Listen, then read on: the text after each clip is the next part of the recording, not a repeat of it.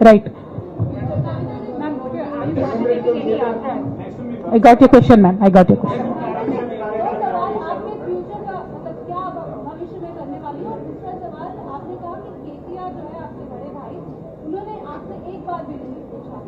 लेकिन क्या आपने भी उनसे संपर्क साधने की कोशिश की इस दौरान में, क्योंकि बहुत सारे बदलाव हुए। पहली बार हमने देखा कि राखी के त्योहार में भाई बहन साथ में। నేనేమంటున్నా అంటే కేసీఆర్ గారి రాజకీయ పరిజ్ఞానాన్ని క్వశ్చన్ చేసేంత స్థాయి నాకు లేదు, అంత అవగాహన కూడా నాకు లేదు. కాకపోతే పెద్ద నాయకులు అనేక సందర్భాల్లో ఒత్తిడికి గురైనటువంటి విషయాలు చరిత్రలో మనం చూసినాం. ఇవాళ అదే జరిగిందని నేను భావిస్తున్నా. ఒకటి. రెండు, నేను ఈ లేఖ అనేటటువంటిది రిలీజ్ అయిన తర్వాత ఎప్పుడు కేసీఆర్ గారికి కొంచెం ఇబ్బంది జరిగినా, అది కాళేశ్వరం కమిషన్కి వారు పిలుపుకొచ్చినా, 2 సార్లు వారు యశోద హాస్పిటల్కి వచ్చినా, నా చిన్న కొడుకు అమెరికాకి తీసుకెళ్లే సందర్భమైనా నేనే వారి దగ్గర పోయినా. నాకేం దేశం ఉంటుంది, ఆయన మా నాన్న కదా. నేను పోయిన తర్వాత ఈ దుష్ట చతుష్టయం ఏదైతే ఉన్నదో, ఈ ఇద్దరు 2 గ్యాంగులు ఏదైతే ఉన్నాయో, అక్కడ జరగనిది జరిగినట్టుగా మీడియాలలో విచిత్రమైన వార్తలు రాపించారు. ఎంత ఘోరం అంటే, నేను నా కొడుకుని తీసుకపోతే నన్ను గన్మెన్లు రాలేదట. జరుగుతుంది అని ఎక్కడన్నట్ల. ఇటువంటివన్నీ మెయిన్ స్ట్రీమ్ పత్రికలు రాస్తాయి. మరి విచిత్రం నాకు అర్థం కాదు. మెయిన్ స్ట్రీమ్ పత్రికలు అనేటటువంటి ఇట్లాంటి వార్తలు మరి ఆడ ఎవరు లేనులేరు. ఎవరు చెప్పిరు, ఎందుకు రాపించిరు? సో నేనేమంటున్నా అంటే, నేను ఎప్పుడు నాన్న దగ్గరికి వెళ్ళడానికి చూసినా కూడా మా మధ్య స్పర్ధ పెంచడానికి అనేకమైన వార్తలు రాపించి అనేకమైన కుట్రలు ఈ గత 103 రోజుల్లో కొనసాగుతూనే ఉన్నాయి నా మీద. కానీ అంతకుముందు కూడా జరిగినాయనేదే నేను చెప్తున్నా. అందులో భాగంగానే రాఖీ రోజు కూడా ఒక 24 గంటల ముందే నేను అన్నకు కూడా మెసేజ్ పంపిన. అన్న రేపు రాఖీ ఉంది, నేను వచ్చి కడతాను, మీడియా లేకుండా వచ్చి కడతానని మెసేజ్ పంపిన. బట్ అన్న బిజీగా ఉండే ఇక్కడికి వెళ్ళింది, నేను అర్థం చేసుకున్నాను. అందుకే వెళ్ళి రాఖీ కట్టలేకపోయినాను. సో నేను నా వైపు నుంచి ఎక్కడ కూడా కమ్యూనికేషన్ చేయడానికి ప్రయత్నంలో లోపం జరగలేదు. అటువైపు నుండి కమ్యూనికేషన్ రాలేదు. నేను చెప్పాలనుకున్నవి, నేను ఎత్తుకున్న ప్రజా సమస్యలు ఈ 103 రోజులలో మీ ముందున్నాయి, అవి చేస్తూనే ఉన్నా. ఇక భవిష్యత్తుకు సంబంధించినటువంటి విషయం నేనేం ఆలోచించలేదు. ఎందుకోసం అంటే, నిన్న నోటీస్ రావడం అనేటటువంటిది డెఫినెట్గా నేను కొంచెం బాగా బాధపడ్డా.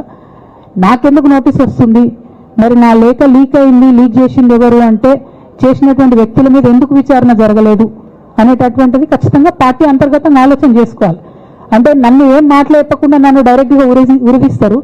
నేను ఎవరి మీద అయితే కంప్లైంట్ చేసినా కనీసం వాళ్ళను అడిగినరా, అడగలేదా, చర్యలు తీసుకున్నారా, తీసుకోలేదా, ఏమీ చెప్పకపోతే, ఆ మాత్రం అంతర్గత ప్రజాస్వామ్యం లేకపోతే బయట ప్రజలకు మనం ఏం చెప్తామన్నది నా ప్రశ్న.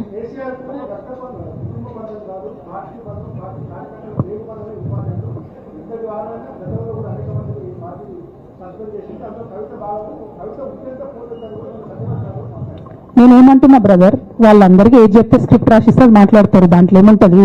ఇప్పుడు పెద్ద సంఘటన జరగడం ఏంటిది, నన్ను పార్టీ నుండి విడగొట్టాలనేటటువంటి ఒక నిర్ణయం అది జరిగింది. జరిగిన తర్వాత ఇవన్నీ జరుగుతూనే ఉంటాయి, చిన్న చిన్న విషయాలు. అదంతా వ్యక్తులను సీరియస్గా తీసుకోవాల్సిన అవసరం లేదు.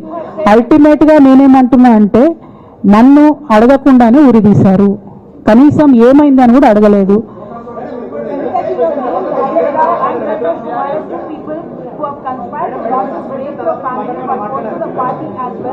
But this has also been portrayed as a succession battle, that your father actually chose your brother as a political heir and that you want space in the political party as a leader, and that's the reason why you started making this kind of reversal. Madam నేనేమంటున్నా తీసాను madam, నేనేమంటున్నా అంటే, నేనేమంటున్నా అంటే, ఇప్పుడు ఈ నేను మాట్లాడే ప్రెస్ మీట్ చూస్తున్నటువంటి రాజకీయ నాయకులకు కావచ్చు, బీఆర్ఎస్ పార్టీకి సంబంధం లేని వ్యక్తులకు కావచ్చు, వాళ్ళకి ఒక ఎంటర్టైన్మెంట్, ఇది ఒక వార్త. కానీ నాకు నా లైఫ్, మా బీఆర్ఎస్ పార్టీ కార్యకర్తలకు వాళ్ళ లైఫ్. సో నేను చాలా తీవ్రమైనటువంటి బాధలో గంభీరంగా ఉండి మాట్లాడేటటువంటి ప్రయత్నం చేస్తున్నాను. నేనేమంటున్నా అంటే కుటుంబంలో జరిగినటువంటి అనేక అంశాలను నేను చెప్పను కూడా. ఎందుకంటే అది ప్రజలకు అనవసరం. అది నేను ఆ బాధను పంచుకుంటే మీరు తట్టుకోలేరు కూడా. నేను చాలా గట్టిగాని మొండిగాని దయ్యాన్ని కాబట్టి తట్టుకొని నిలబడ్డా. కానీ నా ప్లేస్లో వేరే వాళ్ళు ఉంటే తట్టుకోలేరు. సో కుటుంబంలో ఇంటర్నల్ విషయాలు నేను మాట్లాడతలేను, ఓన్లీ పొలిటికల్ ఇష్యూసే నేను మాట్లాడుతున్నా. పొలిటికల్గా నన్ను సైడ్ లైన్ చేసి, నన్ను సస్పెండ్ చేసి, పార్టీకి అనుక్షణం నష్టం చేస్తున్న ఆ ఇద్దరు వ్యక్తులను, వారి గుంపును, వారి ముఠాను పార్టీ ఎట్లా మోస్తుంది అనేటటువంటిది నా ప్రశ్న. సరే, నిన్న మొన్న ఆ గుంపుకు సంబంధించిన వ్యక్తులు అన్ని చోట్ల నా ఫ్లెక్సీలు చింపేసి నాకు దిష్టి బొమ్మలు, శవయాత్రలు ఎందులో వేసిరట. ఈ ఉత్సాహం కేసీఆర్ గారి మీద సిబిఐ ఎంక్వైరీ చేస్తా అని రేవంత్ రెడ్డి గారు అన్నప్పుడు ఎక్కడ చచ్చిపోయింది ఆ ఉత్సాహం నేను అడుగుతా ఉన్నా. ఎందుకు చేయలే రేవంత్ రెడ్డి గారి భవనాలు, దిష్టి బొమ్మలు ఎందుకు చేయలే? ఏం అండర్స్టాండింగ్ ఉంది మీకు? నా ప్రశ్న సింపుల్. నన్ను వ్యక్తిగతంగా ఏదో చేస్తారన్నది కాదు. నాకు నష్టం జరిగేదే లేదు. ఎందుకంటే ప్రజలు చూస్తున్నారు, ప్రజలు గమనిస్తున్నారు. తెలంగాణ ఆడబిడ్డలు తమ ఇంటి ఆడబిడ్డలుగా ఆదరించారు నన్ను. ఒక్కొక్కరు అడిగితే అర్థమవుతలే, ఏం అర్థమవుతలే.